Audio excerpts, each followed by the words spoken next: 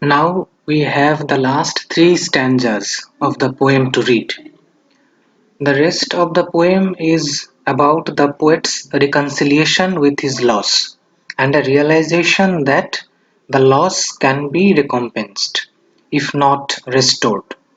The question is how? Well, according to the poet, by cherishing the fond memories and by contemplating or recollecting the pure soul that can still be our guide in this darkness of ignorance. Well, now let us consider the stanzas individually. The ninth stanza starts with a hope amid such loss of memory. And the hope is in the recollection of childhood memories. And let me read from the text. The stanza says, "The thought of our past years in me doth breed perpetual benediction." And he further explains the simple creed of childhood, whether busy or at rest, with new fledged hope still fluttering in his breast. And the rest of the stanza is going to explain a recollection, it is going to explain a reconciliation of our poet, and it also shows how our poet expresses his gratitude for this recompense. And if we read the last section of the stanza, uh, let's read. Those shadowy recollections, which, be they what they may, are yet the fountain light of all our day, are yet a master light of all our seeing, uphold us, cherish, and have power to make our noisy years seem moments in the being of the eternal silence. Truths that wake, to perish never, which neither listlessness, nor mad endeavour, nor man, nor boy, nor all that is at enmity with joy, can utterly abolish or destroy. Hence, in a season of calm weather, though inland far we be, our souls have sight of that immortal sea, which brought us hither, can in a moment travel thither, and see the children sport upon the shore, and hear the mighty waters rolling evermore. Inland, look at the reference to inland far we be. Inland far refers to our distance from the immortal sea. If immortal sea stands for that perfect world where our soul lived before it was born here, then it is now inland far, alienated from that perfect world. But in a moment, we can go there and see the children sport upon the shore. Children are not far inland, they roam about on the shore. That actually suggests their uh, closeness to the immortal sea, their closeness to God the Almighty. Now, in the 10th stanza, the poet wants to become joyful again, to feel the gladness of the May. And the stanza ends with the poet's realization that he would get recompensed with a spiritual awakening. And this has also been the feeling of our poet in his Tinternabe.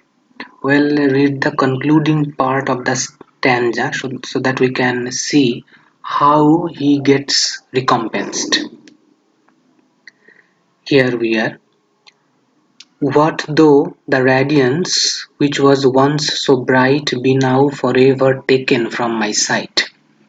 Though nothing can bring back the hour of splendor in the grass, of glory in the flower, we will grieve not, rather find strength in what remains behind, in the primal sympathy, which having been must ever be, in the soothing thoughts that spring out of human suffering, in the faith that looks through death, in ears that bring the philosophic mind.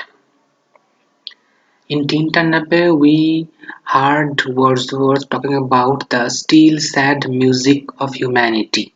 Here we find the same thought phrased as the primal sympathy, and he is talking about the philosophical mind, that is a kind of spiritual awakening, that is his compensation for the loss.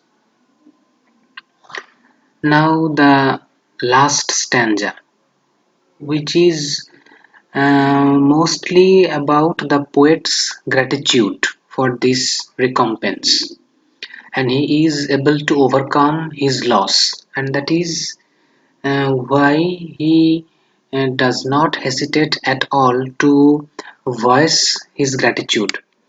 And let me read the concluding lines as we see our poet uh, expressing his heartfelt gratitude. Thanks to the human heart by which we live, thanks to its tenderness, its joys and fears. To me, the meanest flower that blows can give thoughts that do often lie too deep for tears. This is in fact the climactic realization of our poet. Thus you can divide the entire poem, that is the entire 11 stanzas, into 4 parts for your convenience. For example, part 1, from the first to the fourth stanza, the poet wistfully uttering his loss, and he laments as he ends this part with his disturbing question: whither is fled the visionary gleam? Where is it now, the glory and the dream? Then you can consider the fifth and the sixth stanzas as the second part, where the poet explores the answer to these questions.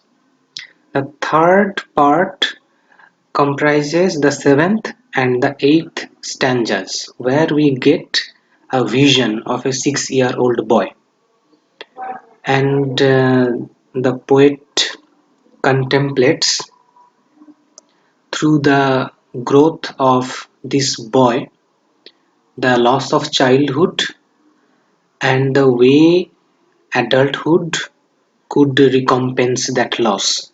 And the last part, comprising the ninth, 10th, and the 11th stanzas, here we get a reconciliation or a recompense.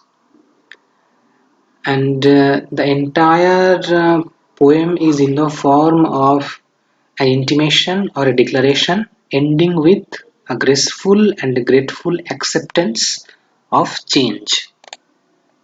After reading the poem, you need to understand and appreciate how the poet treats childhood, what he says about memories or recollection, and how he redefines or renews his relationship with nature.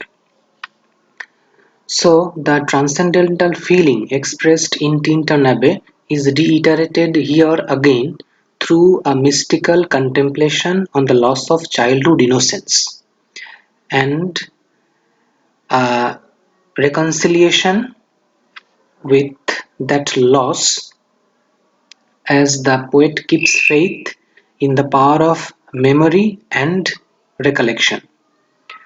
The poem is characterized by a shifting of moods from joy to grief, then from despair to relief, and ultimately from relief to gratitude. At times, the poet is even ecstatic, especially when he sees the beauty and joy of nature all around him,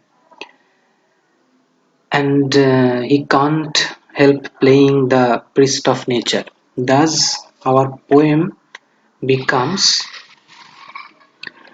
a typical philosophical poem uttering the Wordsworthian cult of childhood. And for the end semester exam, we can consider the topics like treatment of childhood, theme of loss and recompense, and this ode as a philosophical poem. So this is our poem. I had to go very fast so that I could keep the size of this file small. So much for now. If you have any question, you can ask in our WhatsApp group. So thank you.